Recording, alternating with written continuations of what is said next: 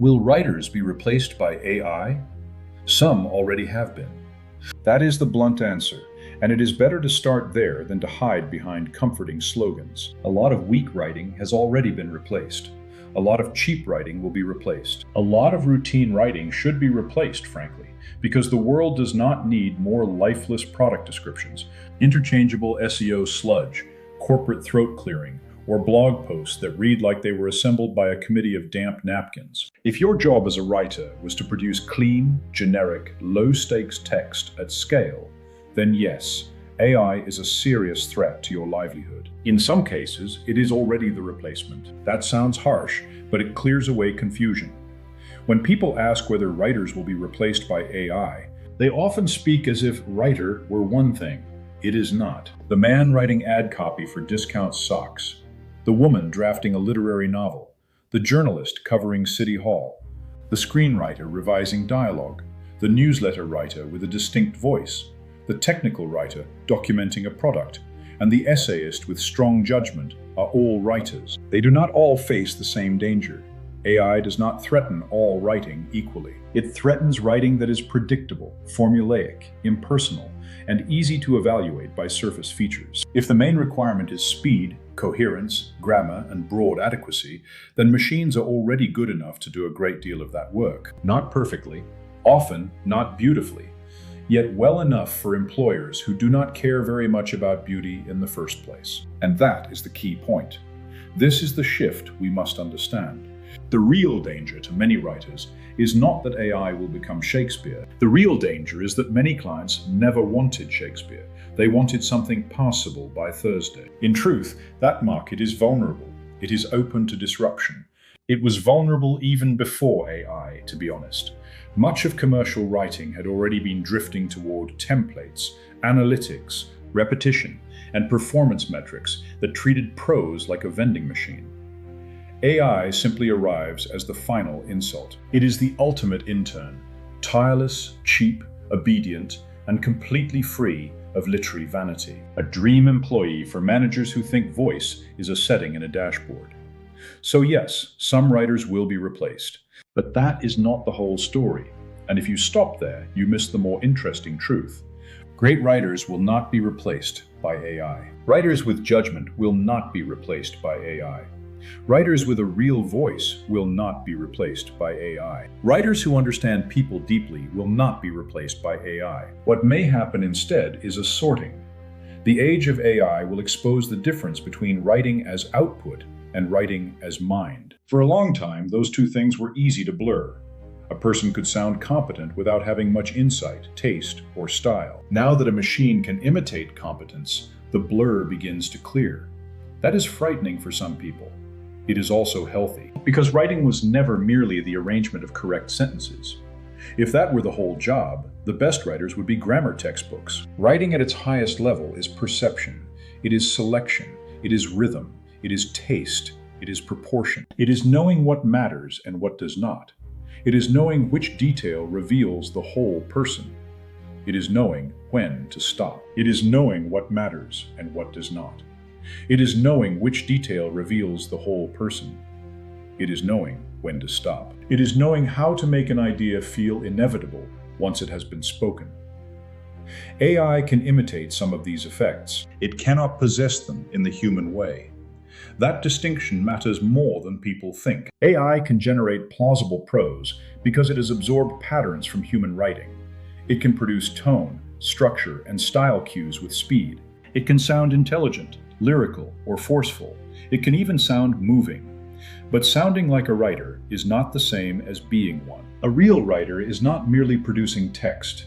A real writer is making judgments under pressure. He is deciding what to emphasize, what to omit, what to risk, what truth to tell plainly, what truth to suggest indirectly, how to order thought so that it gathers force, how to say something in a way no one else quite would. That is where writing becomes personal. Personality is harder to automate than people assumed. The machine can mimic style. It cannot live a life. That does not mean lived experience automatically produces good prose. Plenty of people live and then write as if they were dictating instructions to a microwave. Life alone is not enough.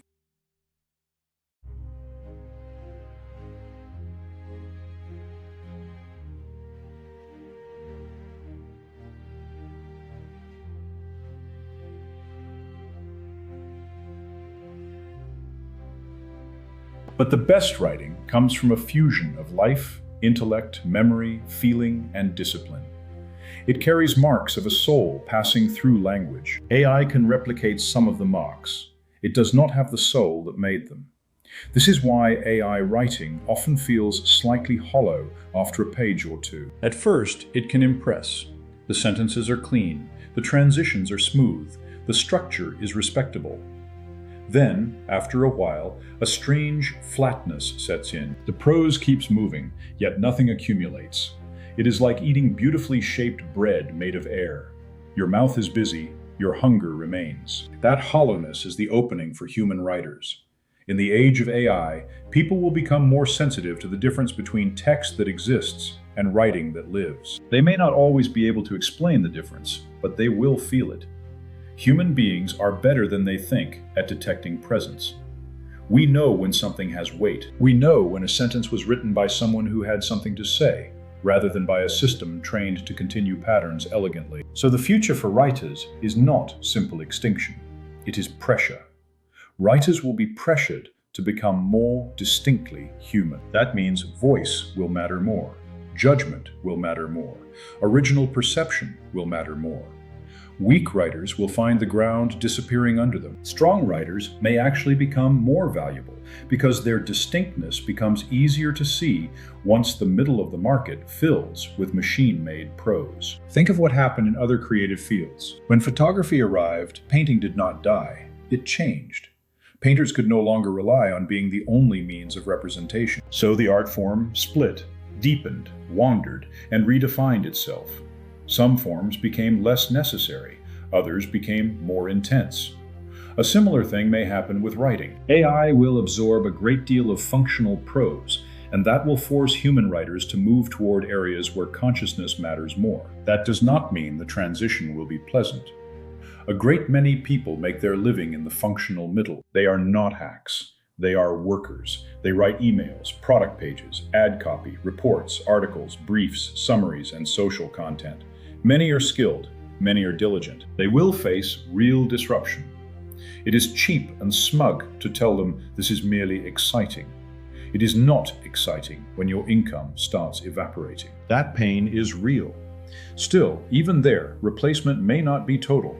Many writing jobs will turn into editing, steering, pruning, fact-checking, and idea refinement. In other words, the writer becomes less of a drafter and more of a director. He prompts, selects, reshapes, rejects, and sharpens. Some people will hate this because they love the tactile pleasure of generating every sentence themselves. Fair enough. Yet it is a plausible future for a large share of working writers. And it may reveal something uncomfortable. A surprising number of people preferred the performance of authorship to the craft of revision. They like the ego warmth of feeling that every sentence came from them. Now the market may care less about origin and more about outcome. That will wound a lot of vanity. It may also humble the profession in useful ways. Because in truth, writing has always involved borrowed language, inherited forms, and absorbed rhythms. No writer springs from the earth like a mushroom wearing tweed.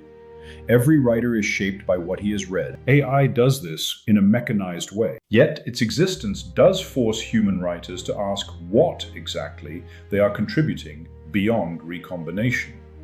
The answer at their best is this. They contribute will, they contribute meaning, they contribute moral emphasis, they contribute the felt shape of attention. They contribute a voice formed by conscience, memory, and taste. Those things are not trivial decorations. They are the heart of the matter. So will writers be replaced by AI? Weak writers, often yes. Routine writers, in large part, yes. Functional copy mills, very likely. Content farms, happily, yes. Writers whose only advantage was speed, yes. But writers in the deeper sense, no. They will be challenged, exposed, sharpened, and perhaps even purified by the arrival of AI. The profession will narrow in some places and open in others. Some people will use AI as a crutch and become less interesting. Others will use it as an instrument and become more dangerous in the best sense. That last group matters most. The strongest writers of the next decade may not be those who refuse AI outright, nor those who surrender to it completely, but those who know exactly where the machine helps and where it must be resisted. They will use it for speed, where speed is useful. They will use it for variation, where variation helps. They will use it to test structures and rough out alternatives. Then, when the real work begins, they will step in with taste, force, and discrimination. Then, when the real work begins, they will step in with taste, force, and discrimination, because the writer's core task remains unchanged. To see clearly, to judge honestly, to speak memorably, to make language carry more life than it naturally wants to. A machine can assist with that. It can even imitate the appearance of it. But the deepest part still belongs to the person who chooses what must be said and why. That is why I do not think writers are going away. I think excuses are going away. The age of AI will be cruel to lazy writers, generic writers, and timid writers. It will be equally cruel to readers, who will drown in polished mediocrity unless they learn to demand more. Yet, for the writer with real vision, this new age may become an opportunity. When the world fills with fluent sludge, a single living sentence begins to shine like stained glass in a warehouse window. And there will always be people hungry enough to notice.